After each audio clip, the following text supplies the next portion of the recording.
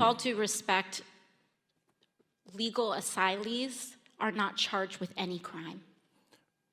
When you're into the country illegally, it's violation 8 United States Code 1325. Seeking asylum is legal. If you want to seek asylum and go through the port of entry, do it the legal way. The Attorney General of the United States has made that clear. Okay. You know, another question for you, and this is a video that I've seen circulated so much, and I'm not trying to negatively harp on AOC or Alexandria Ocasio-Cortez. It was the new border czar.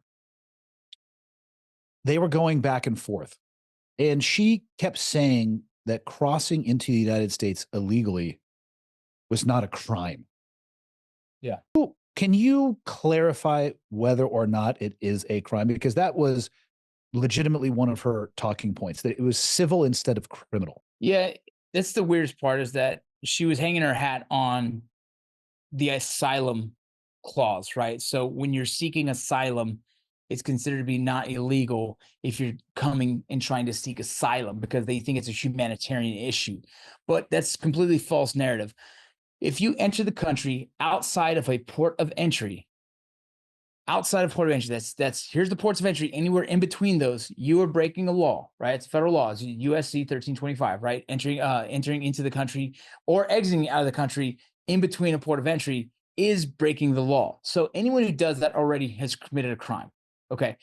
She was stating the claim that, but if they're seeking asylum, it's okay. And that's false. They've broken a crime, right? They've broken the law, and now they're seeking asylum. Okay. In the last administration, they were very lenient on this subject. They were saying, yeah, no, they're seeking asylum, it's okay. But the truth of it is, they already have broken a law, and they could be held accountable for that law. And before Biden, and even before Trump, during the Obama administration, and I use him because that's when I served as a border patrol agent, was that no, they still spent time in jail. And after that, they can be seen by an immigration judge to determine their case. And at that time, they can appeal the case, and they can stay in imprisonment for up to a year, continuing to appeal their case and trying to fight it, saying they're seeking asylum. And so that was what she was trying to use, like, no, they're seeking asylum, it's not illegal. They're asylum seekers. Completely false narrative. She was trying to use that. It doesn't work. But during the administration of the Biden administration, they were allowing that. They were supportive of that, and they were allowing that claim to be justified. I think it's so important to have that clarification, because that video I have seen circulated so many times, and I've heard other people repeat those talking points. And even for myself, I wasn't sure where the legality existed. I knew that there are ports of entry, and I know that there are countries that you can claim asylum from, and there are countries that you cannot claim asylum from, which is another thing that a lot of people don't realize. They think that a Mexican citizen can come north of the border and say, I'm claiming asylum. Like, nope, you don't get to do that. They're not on the list of countries. So I'll clarify even more. Largely unknown. Yeah. I'll clarify even more, is that before the Biden administration, there is a list that is deemed approved to seek asylum based on different reasons, right? Political persecution, the country itself, like Venezuela at one point, was just completely destroyed, right? And so economic reasons, whatnot. And so there were certain countries that were identified, yes, they can claim asylum. They just have to continue to prove that they're seeking asylum when they get to an immigration judge. But during this administration, for reasons I don't know, I'm not high enough on that echelon to understand this, but everyone was allowed to claim asylum. Even people from Mexico, even people from any country, it didn't matter. They would come in and just say, I'm seeking asylum. And they were given the opportunity to see an immigration judge. That's where the NTAs were, the notice to appears, were received. It wasn't up for the Border Patrol to make a determination of that case, or ICE at the time. It's just, okay, we'll let the immigration judge deal with it. Here's your NTA into the country. When your time comes, you can see them and they'll make a determination of the case. If they showed up for the case, we've had this conversation before. If they actually showed up, then the immigration judge would do their job. And for the most part, they weren't getting approved. They weren't getting approved asylum. And so that's what was happening. During this administration, it was kind of a very loose list that everyone could go ahead and claim it and let the immigration judge do their due diligence.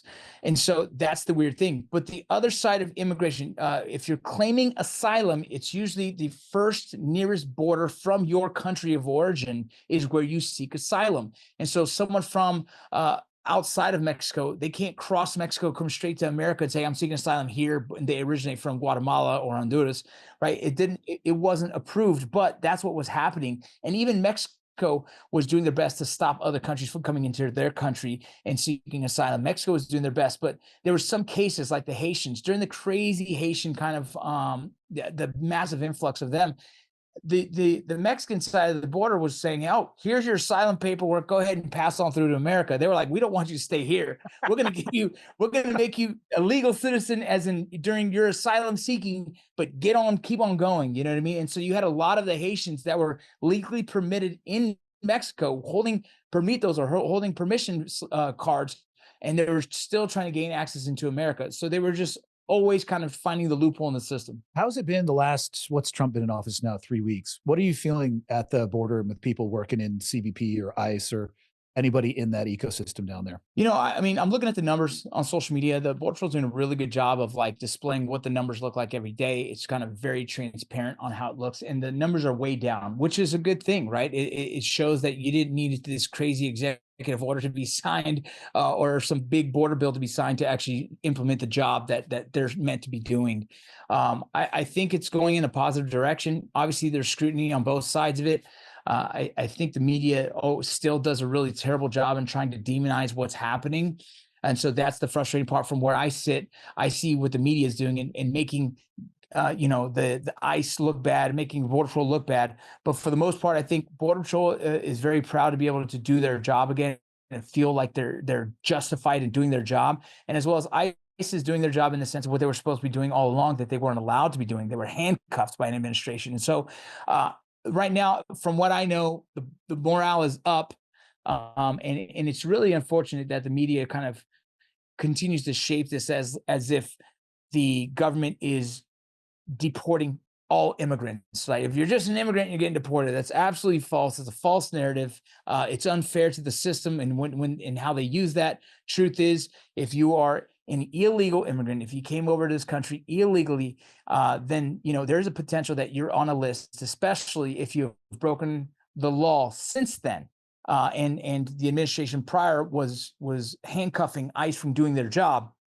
There's a list out there that they're looking for, and they're using their all the proof that they have to go in and go ahead and trying to deport these individuals who've already broken 2 crimes now, entering the country illegally and then further committing another crime after that.